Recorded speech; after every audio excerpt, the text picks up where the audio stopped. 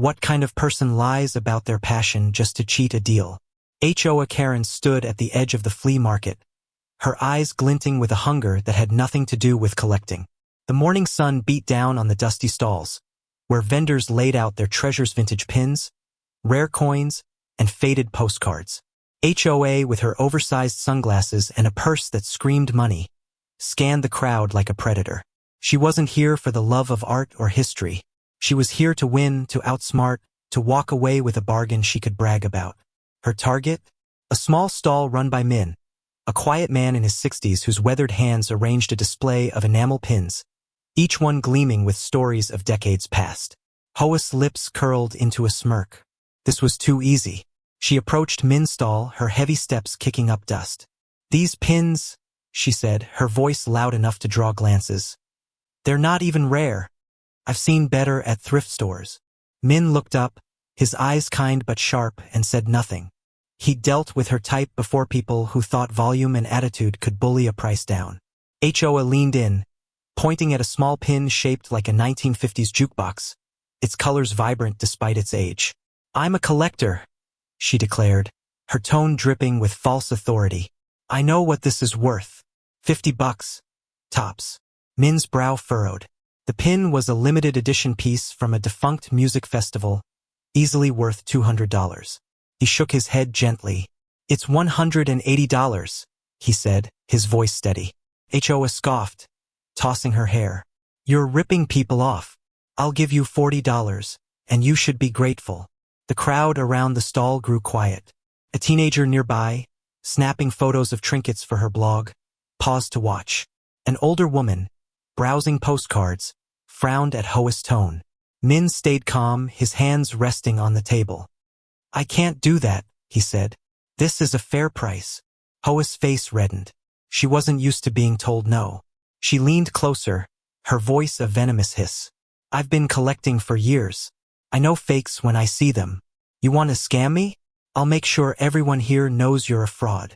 Min's expression didn't waver, but something flickered in his eyes, disappointment, maybe, or resolve. He'd spent decades building his reputation, traveling to estate sales, curating pieces with stories. This woman, with her lies and bluster, wasn't going to ruin that. Hoa's gambit was bold but calculated.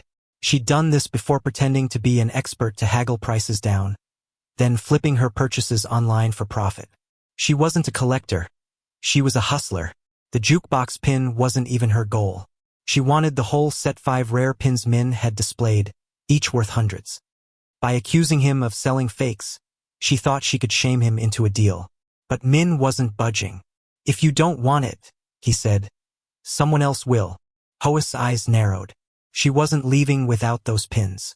She slapped $100 on the table. "Take it or I'll make a scene," she threatened. Min sighed, picking up the bill. "1 pin," he said. "Choose." HOA grabbed the jukebox pin, triumphant, already planning to sell it for triple. What HOA didn't know was that Min had seen through her from the start. Her collector act was flimsy, her knowledge shallow, her questions too vague. Min had dealt with enough liars to spot one. As she walked away, clutching her prize, Min's lips twitched into a faint smile. He turned to the teenager, who was still watching, and said softly, "Some people think they're cleverer than they are." The girl nodded, sensing something bigger was at play. HOA, oblivious, strutted through the market, already eyeing her next target. But Min wasn't done. He'd given her the pin, yes, but not the one she thought. In his years of trading, he'd learned to keep a few tricks up his sleeve. The pin in Hoa's hand? A flawless replica worth maybe $10. The real one was still in his case, safe. The market buzzed on, but tension hung in the air. Hoa's victory felt hollow, though she didn't know why yet. She stopped at another stall, flashing her new pin to impress the vendor, but her boasts drew skeptical glances. Word spread fast in the tight-knit market community. By noon, whispers of "that loud woman" and "fake collector" followed her. HOA didn't notice. She was too busy planning her next movie, a bigger score, a rarer pin. But Min's quiet counterattack was already in motion. He'd given her exactly what she deserved, and the truth was closing in. Hoa's confidence carried her through the market like a storm. She clutched the jukebox pin, already imagining the eBay listing, Rare 1950s festival pin, mint condition, $500 OBO. She'd done this hustle before. Buy low, lie high, profit. But something felt off. The pin seemed too light in her hand, its edges too smooth. She brushed it off. Min was a fool, she told herself, too weak to stand up to her. She moved to another stall, this one run by Lynn, a sharp-eyed woman in her 40s who specialized in vintage jewelry. HOA spotted a set of enamel pins shaped like retro cars, each one gleaming under the sun. Perfect. She could flip these for a fortune. I'm a serious collector, she began, her voice loud and grating. I've got a whole collection of these at home. What's your best price? Lynn wasn't impressed. She'd heard about HOA from another vendor warning about a loudmouth bullying her way through deals. Lynn's eyes flicked to the jukebox pin HOA was waving around. Nice pin, she said, her tone neutral. Where'd you get it? HOA smirked, sensing a chance to flex. From that old guy, Min. Got it for a steal because he didn't know its value. Lynn's lips tightened. She knew Min. He wasn't the type to undervalue his stock. Something was wrong. Mind if I take a look? Lynn asked, holding out her hand. HOA hesitated, then handed it over, her ego too big to back down. Lynn turned the pin over, her fingers tracing its surface. She didn't say anything, but her silence was deafening. What? HOA snapped.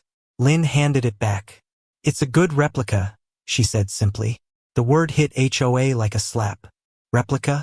Her face flushed, but she forced a laugh. You're wrong. I know my pins. Lynn shrugged, already turning to another customer. Ask Min, she said over her shoulder.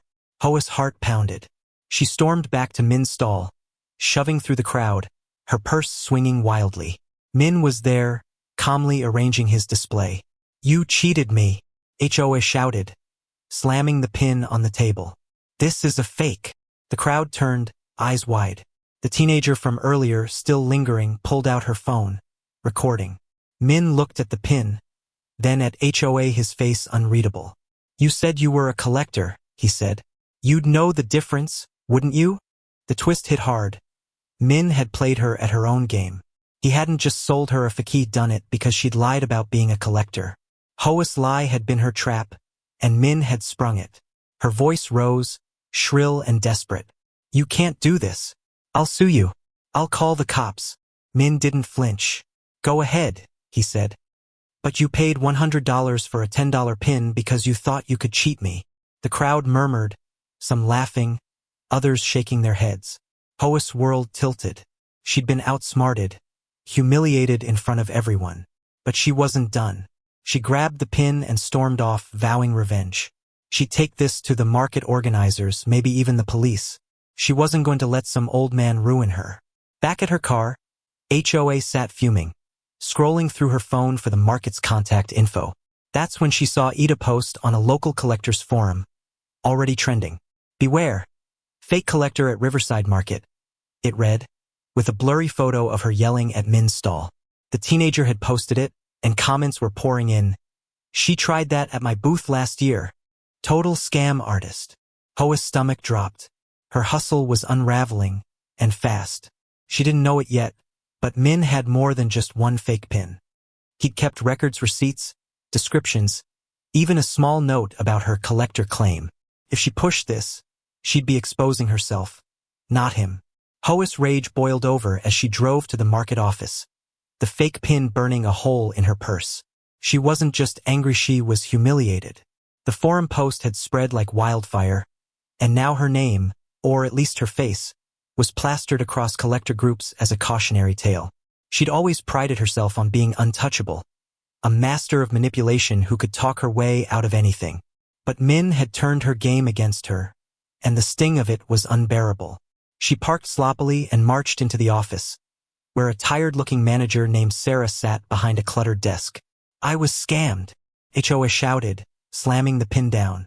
That vendor, Min, sold me a fake, and I want him banned. Sarah raised an eyebrow, picking up the pin. Let's hear both sides, she said, reaching for her phone.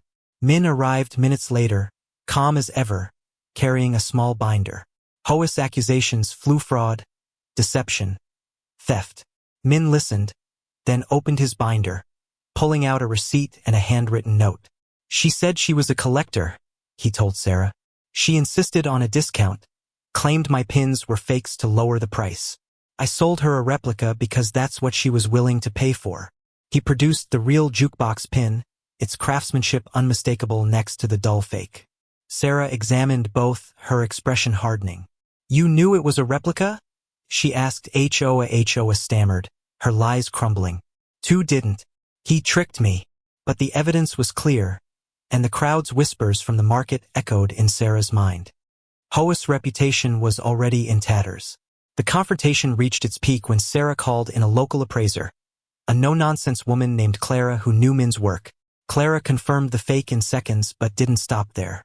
This isn't just about one pin, she said, looking at HOA. You've been reported at other markets for the same thing, lying about being a collector to Haggle, then flipping items online. HOA froze. Her side hustle, her whole scheme was being laid bare. The teenager's forum post had linked to others, a trail of complaints stretching back years. HOA's bravado collapsed. She tried to argue, but her voice was weak, her threats empty. Sarah shook her head. You're banned from the market, she said, and I'm reporting this to the regional vendor network. HOA's world came crashing down. The ban wasn't just a loss of access, it was a death sentence for her hustle. Collectors talked, and her name was now poison. She'd spent hundreds on pins across markets, thinking she'd make thousands. But her latest haul was worthless fakes she'd bought in her arrogance, too blind to check. She left the office in silence, the weight of her greed pressing down. Back home, she stared at her collection of pins, most bought with lies, now unsellable. The $100 she'd paid Min was just the start. Lost hundreds more in other deals. All because she thought she could outsmart everyone. But the story didn't end in defeat. Months later, Min was at the same market, his stall busier than ever. The teenager, whose post had exposed HOA, stopped by, now a regular. You taught her a lesson, she said, grinning. Min shook his head. I didn't teach her anything, he said. She taught herself. He donated the real jukebox pin to a local museum, where it sat on display, its story told to visitors, a reminder that integrity outlasts greed. HOA, meanwhile, faded from the market scene, her name a warning whispered among vendors. The lesson wasn't just hers. It was for anyone who thought they could cheat their way to the top. Truth has a way of catching up, and when it does, it's kinder to those who live by it. Min's stall thrived, not because he'd won, but because he'd never played the game.